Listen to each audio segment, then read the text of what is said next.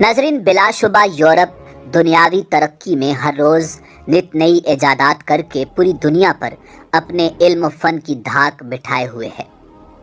وہ نہ صرف چاند پر پہنچ چکا ہے بلکہ تاروں پر کمندیں ڈال کر مریخ پر زندگی کے آثار ڈھونڈ رہا ہے۔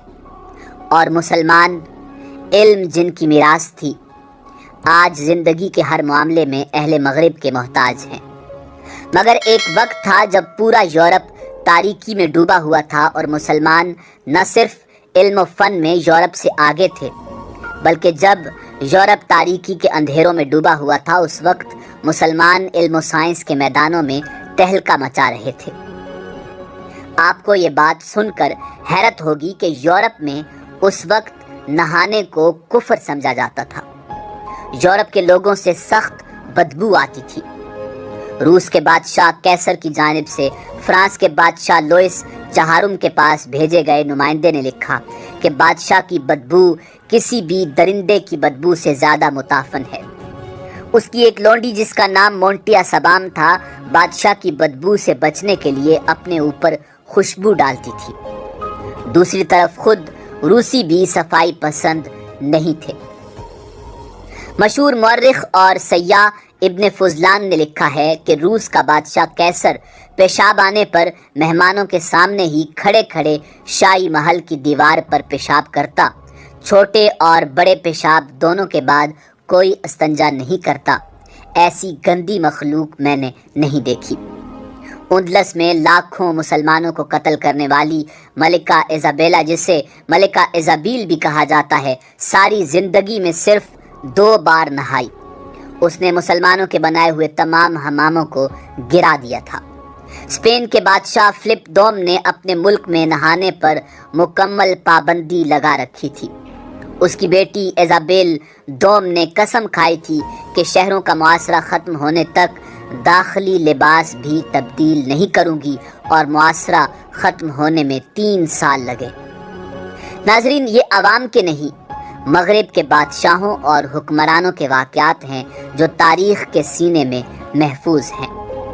جب ہمارے سیاح کتابیں لکھ رہے تھے، جب ہمارے سائنسدان نظام شمسی پر تحقیق کر رہے تھے، ان کے بادشاہ نہانے کو گناہ قرار دے کر لوگوں کو قتل کرواتے تھے۔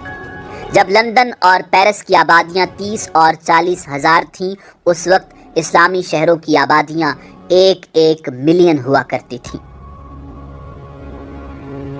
ناظرین، آج دنیا بھر میں فرینچ پرفیوم بہت مشہور ہیں۔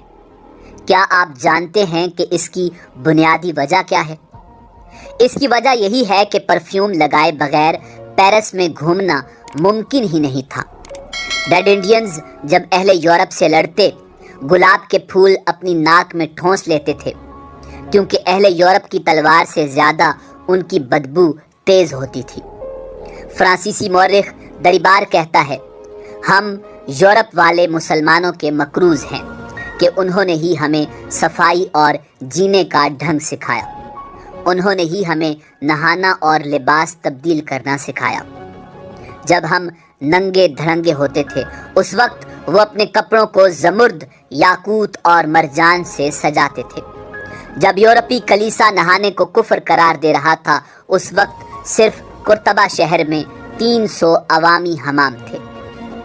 مگر افسوس، صد افسوس، پھر وقت پلٹا اور ہم سے ہماری سائنس، ہمارا علم، ہماری ترقی کے راز سب کچھ لے گیا۔ ہمیں بدلے میں احساس کمتری دے دی، ہمیں فیشن نامی لفظ کے ساتھ بےہودگی دے دی، ہمیں ماڈرن بنانے کے نام پر بے حیائی دے دی۔ ہم نے ان کی دی ہوئی ہر چیز کا استقبال کیا جس سے ہم بری طرح تباہ ہو سکتے تھے۔ انہوں نے ہمیں آزادی کے نام پر غلط تعبیریں دی۔ ہم نے اپنے نصابوں میں بغاوت کے اصولوں کو آزادی کے اصول قرار دے کر پڑھانا شروع کر دیا۔ پھر ایسا ہوا، ہم نے عیاشی کو کامیاب زندگی سمجھنا شروع کر دیا۔ وہ چاند پر جا رہے تھے، ہم فرقہ پرستی پر بحث کر رہے تھے۔ وہ مریخ کا سفر کر رہے تھے، ہم 1400 سال پہلے گزر جانے والے صحابہ کرام کے مسلمان ہونے نہ ہونے پر بحث کر رہے ہیں۔ انہوں نے سمندر میں پیٹرول کے ذخائر بنانے شروع کر دیے. ہم نے پیٹرول سے جلاؤ گہراؤ آگ لگاؤ تحریکیں چلانا شروع کر دی.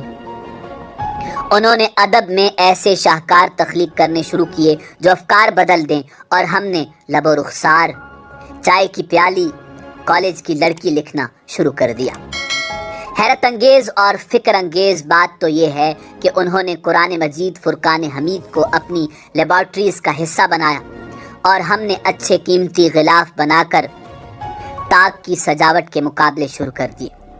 انہوں نے جناب حضرت عمر فاروق رضی اللہ تعالیٰ عنہ کی سادگی اپنا لی, اور ہم نے عیاشی اپنا لی. جب وہ اپنے بچوں کو زندگی کی حقیقت سکھا رہے ہیں, ہم اسکول, کالج اور یونیورسٹیز میں فرسٹ, سیکنڈ اور تھرڈ پوزیشن لینے کے گر بتا رہے ہیں. اہل دانش سمجھتے ہیں کہ آئندہ جنگیں میدان جنگ میں نہیں کلاس رومز میں لڑی جائیں گی, اور آج ہم نئی نسلوں کو مادیت پرستی کی بھٹی میں جھونک کر پیسے کو ترقی اور کامیابی کا استعارہ قرار دے رہے ہیں. وہ اپنے بچوں کو جینا بتا رہے ہیں, اور ہم ایک دوسرے سے جیتنا سکھا رہے ہیں. انہوں نے اپنی بے حیائی اور خواہشات کے سامان کو کم کر کے ویلنٹائن ڈے میں جمع کر دیا, اور ہم نے اس کو منانے کے لیے روشن خیالی کا نعرہ لگا دیا.